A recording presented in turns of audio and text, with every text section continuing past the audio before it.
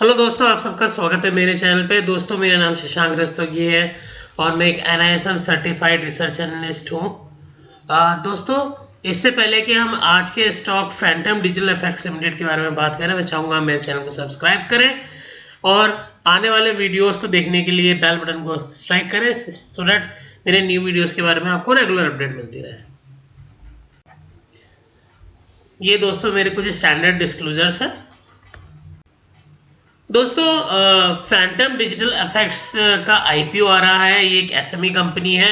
12 से लेके 14 तारीख तक के बीच में इसका IPO खुलेगा और ये लगभग 1200 शेयर्स के लॉट में आ रहा है और इसका जो प्राइस बैंड है वो 91 से 95 रुपीज़ के बीच में है। ये 29 करोड़ का दोस्तों इशू है, जिसमें से फ्रेश इशू 25 करोड़ का है और ऑफर फॉर सेल 4 करोड़ का है। यानी कि लगभग 80% जो जो IPO का जो पैसा है वो कंपनी के एक्सपेंशन पे ही लगने वाला है। इसके अलावा दोस्तों, कंपनी के शेयर्स का अलॉटमेंट 19 अक्टूबर तक हो जाएगा और 20 तारीख तक रिफंड स्टार्ट हो जाएंगे। इसके अलावा डीमेट अकाउंट में जो शेयर्स की क्रेडिट है वो 21 तारीख को हो जाएंगे और 25 तारीख को कंपनी का IPO लिस्ट होगा। दोस्तों, फैंटम डिजिटल इफेक्ट्स के बारे में हम लोग डिस्कस करते हैं कि इस कंपनी का क्या बिजनेस है। तो दोस्तों, ये कंपनी मिस्टर बिजॉय ने लगभग 2011 में 2016 में स्टार्ट करी थी और मिस्टर बिजॉय लगभग 2011 से VFX इंडस्ट्री में काम कर रहे हैं। तो बेसिकली दोस्तों, आपने वर्चुअल इफेक्ट्स के बारे में सुना होगा, तो ये कंपनी उसी बिजनेस में है और काफ़ी निश सेगमेंट है दोस्तों इसलिए। और इसमें कंपनी बेसिकली हॉलीवुड हो गया, बॉलीवुड हो गया, वेब सीरीज हो गई, इनके लिए VFX बनाने का काम करती है। कंपनी के बिजनेस पोर्टफोलियो की बात करें तो कंपनी 3D एलिमेंट्स बनाती है, 3D मैच मूव बनाती है, 3D एनिमेशन बनाती है, प्री विजुअलाइजेशन गेम सिनेमैटिक्स बनाती है, फायर वाटर इफेक्ट्स और दूसरे नेचुरल फिनोमिना 3D एनिमेशंस बनाती है। दोस्तों, अगर हम कंपनी के कुछ वर्क के बारे में बात करें तो उन्होंने इंडियन प्रोजेक्ट्स में विक्रम, बीस्ट, RRR, रोबोट 2, मिनल, मुरली, बाहुबली के दोनों वर्जन में VFX देने का काम किया है। इसके अलावा इंटरनेशनल प्रोजेक्ट्स में भी इस कंपनी ने काम किया है, जिसमें Avengers, Van Helsing, Transformer, Dangerous, Superman and Lois में VFX देने का इस कंपनी ने काम किया है। दोस्तों, अगर हम कंपनी के ऑब्जेक्ट्स के बारे में बताएं इशू के, तो वो मैं आपको बता चुका हूँ कि कुछ इसके वर्किंग कैपिटल रिक्वायरमेंट के लिए लगभग 80% और बाकी इन्होंने जनरल कॉर्पोरेट पर्पस और इशू एक्सपेंसेस के लिए रखा है लगभग 20% के आसपास।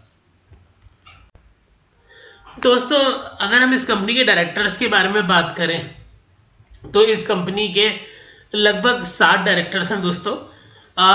इसमें 4 कंपनी के एग्जीक्यूटिव डायरेक्टर्स हैं और लगभग 3 कंपनी के जो इंडिपेंडेंट डायरेक्टर्स हैं। तो अगर हम कंपनी के डायरेक्टर मिस्टर बिजॉय की बात करें तो उनकी 39 ईयर्स की एज है और उन्होंने ग्रेजुएशन कर रखा है। इसके अलावा VFX इंडस्ट्री में वो लगभग 2011 से काम कर रहे हैं। मिसेस सिंथिया मोसेस-टेरी भी इस कंपनी के डायरेक्टर हैं, जो कि मिस्टर बिजॉय की वाइफ है। मिस्टर बीनू जोशुआ सन मनोहर, जो मिस्टर बिजॉय के ब्रदर हैं, वो बेसिकली इस कंपनी में सेल्स, मार्केटिंग, ऑपरेशन संभालते हैं।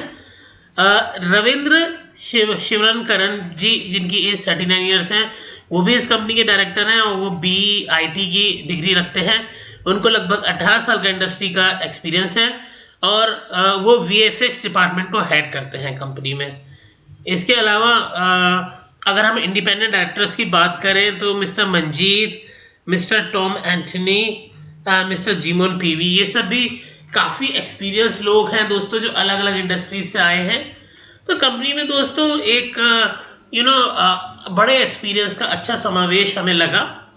स्पेशली मिस्टर बिजॉय के बारे में अगर हम बात करें तो VFX इंडस्ट्री, जो कि काफ़ी नई इंडस्ट्री है, उसमें उनको अभी 10-11 साल ऑलरेडी हो चुके हैं। तो बेसिकली काफ़ी अच्छा एक्सपीरियंस है कि VFX काफ़ी नए तरीके की टेक्नोलॉजी है, तो काफ़ी पुराने एक्सपीरियंस माने जाएंगे इस कंपनी के डायरेक्टर इस फील्ड में। दोस्तों अगर हम VFX industry as a whole की बात करें तो ये इसका जो मार्केट साइज था 2020 में वो लगभग 26 बिलियन का था, जो कि उम्मीद है कि बाय द ईयर ऑफ 2026 तक लगभग $50 बिलियन का हो जाएगा। और मेनली ये नॉर्थ अमेरिका से ड्राइव होता है दोस्तों, और हॉलीवुड में काफ़ी प्रोमिनेंटली ये यूज़ होने लगा है। और अगर हम इंडियन VFX इंडस्ट्री के बारे में बात करें तो देखिए दोस्तों, अभी जैसे ब्रह्मास्त्र मूवी आई है तो उसके बाद ये काफ़ी और तेज़ी पकड़ेगा। अगर हम पिछले एक साल में इस इंडस्ट्री की ग्रोथ के बारे में देखें, लगभग 103% की ग्रोथ से इंक्रीज होकर ये इंडस्ट्री लगभग $38 बिलियन रुपीस की हो चुकी 38 बिलियन रुपीस की हो चुकी है। और इसमें पोस्ट प्रोडक्शन जो ग्रोथ है वो लगभग 49% रही है और ये 14 बिलियन रुपीस की हो चुकी है। तो दोस्तों इंडिया में भी VFX इंडस्ट्री काफ़ी तेज़ी से ग्रो कर रही है, काफ़ी नई तरीके की इंडस्ट्री है दोस्तों, और चांसेस ऑफ ग्रोथ बहुत तेज हैं।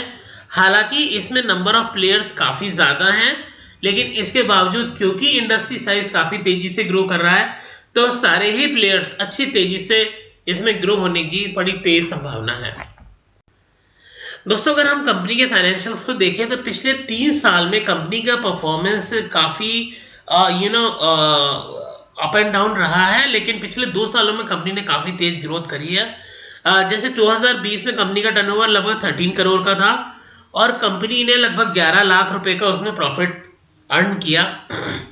इसके बाद 2021 जो कि कोरोना से प्रभावित साल था और ज़्यादा मूवीज़ वगैरह कुछ बन नहीं पाए, उसमें भी कंपनी ने लगभग 7 करोड़ की सेल करी और लगभग 7 लाख के आसपास का कंपनी का प्रॉफिट रहा। इसके बाद 2022 जो हम कह सकते हैं कि कोरोना के ठीक बाद, ये भी थोड़ा सा कोरोना से प्रभावित साल था लेकिन कम था, लेकिन इसमें कंपनी ने बिजनेस अच्छा किया। लगभग 22 करोड़ के करीब कंपनी का सेल रहा और लगभग 5 करोड़ के करीब कंपनी ने प्रॉफिट भी अर्न किया।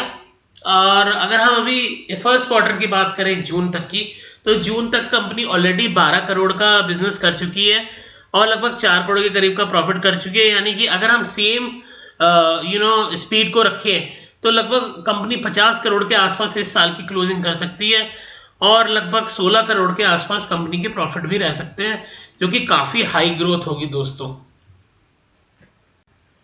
अगर हम दोस्तों कंपनी के कैश कंपोनेंट को देखें, कैश फ्लोज कंपोनेंट को देखें, तो दोस्तों अगर आप देखें तो 2020 में कंपनी ने लगभग 2 करोड़ के आसपास का cash flow from operating activities किया था और 21 जो कि एक कोरोना से प्रभावित साल था उसमें नेगेटिव कैश फ्लोज कंपनी के रहे थे। उसके बाद 2022 में फिर कंपनी ने 2 करोड़ के करीब कैश फ्लो अर्जित किया था। तो ये हमें बताता है कि कंपनी अपने बिजनेस में ठीक ठाक कैश भी जनरेट कर रही है। तो कंपनी अपनी ऑनगोइंग लायबिलिटीज़ को पूरा करने के लिए अपने बिजनेस से कैश भी दे पा रही है, तो ये हमें बहुत अच्छी बात लगी। फर्स्ट क्वार्टर में भी कंपनी ने लगभग 23 लाख के करीब का कैश फ्लो ऑपरेटिंग एक्टिविटी किया है और ऐसा हमें लगता है कि आने वाले समय में भी कंपनी अपने कैश फ्लो की स्पीड को अच्छे से रखेगी। और कंपनी के डेटर डेज की बात करें तो लगभग 35 दिन के आसपास है। तो कंपनी अगर इसको और फर्दर स्ट्रेंथन करे तो कैश फ्लो और अच्छे से सुधर सकता है।